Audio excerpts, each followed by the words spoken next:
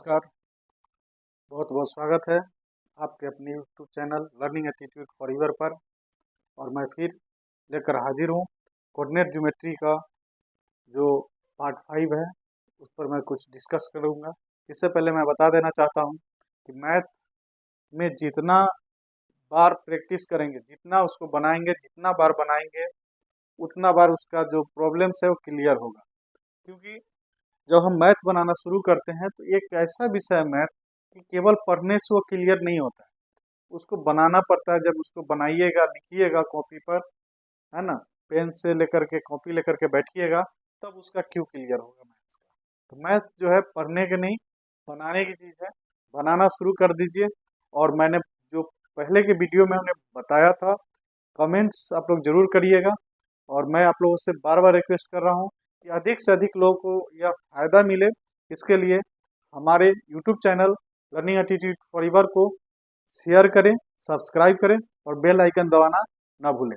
और आराम से सीखेंगे मैथ्स का जो भी प्रॉब्लम्स है, उसमें जल्दीबाजी नहीं। क्योंकि मैथ्स कहता है कि पेशेंस सिखाता है, ईमानदारी सिखाता है, ऑनेस्टी। और पेशेंस के साथ जब ऑनेस्टी के साथ चलेंगे तो निश्चित तौर पर वहां पर हम लोग रिजल्ट तक पहुंचेंगे। तो देखते हैं अभी जो क्वेश्चन हमने लिखा है उसमें क्या है। Find the coordinates of the points of the trisection of the segment joining the points A 2 - 2 and B -7 and 4। Hindi में इसको देखते हैं, बिंदुओं ए 2 - 2 और बिंदुओं बी -7 4 को जोड़ने वाले रेखाखंड को समत्रिभाजित करने वाले बिंदुओं को का निर्देशांक निकालना।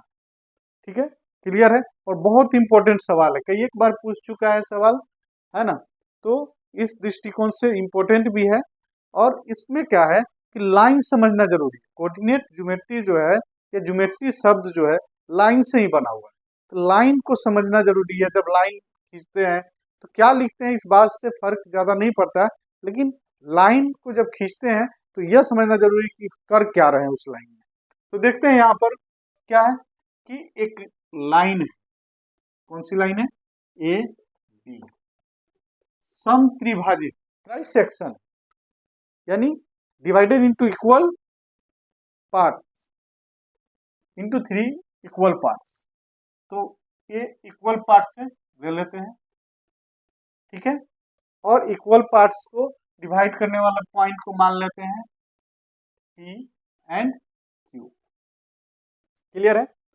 और यहाँ पर क्या है कि इसको लिखते हैं यहाँ पर, late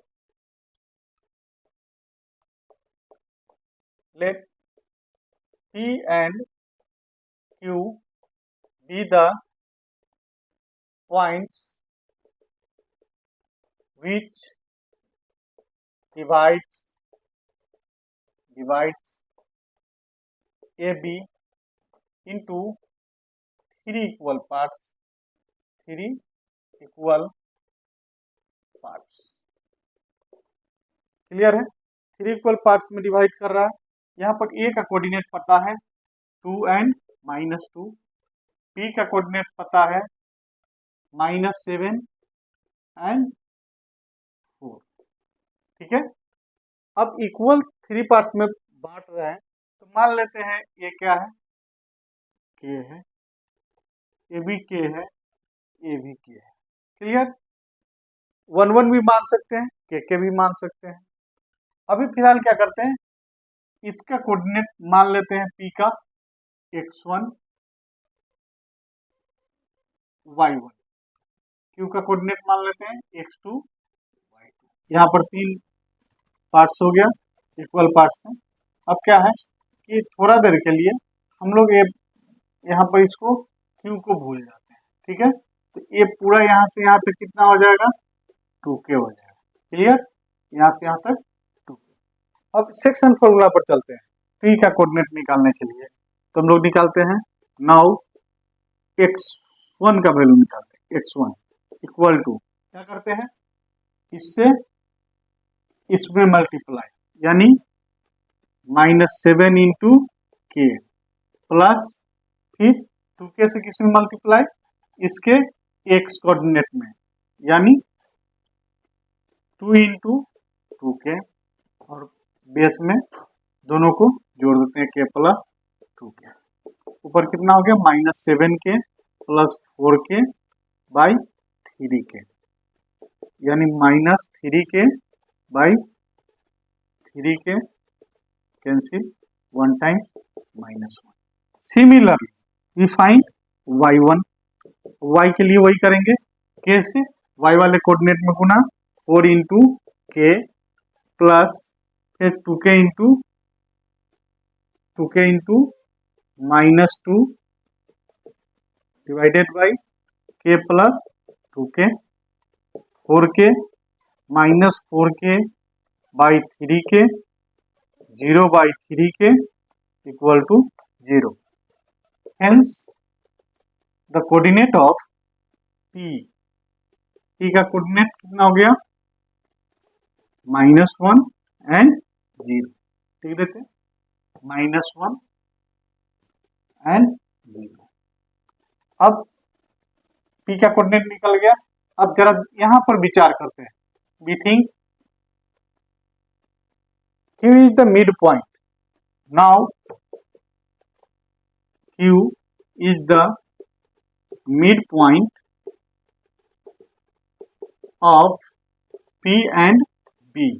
Therefore x2 equal to -1 plus -7 by 2 equal to -1 -7 by 2 -8 by 2 equal to -4 and y2 equal to 0 plus 4 by 2 4 by 2 equal to 2।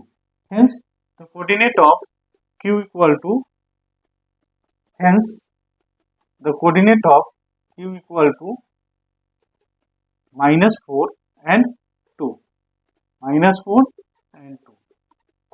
हमने उसमें बताया था स्पेशल रूल में, सेक्शन फार्मूला के स्पेशल रूल में, कि जब दो पॉइंट के बीच में अगर मिड पॉइंट हो तो केवल जोड़ के 2 से भाग दे देने के बाद उसका कोऑर्डिनेट निकल जाता है।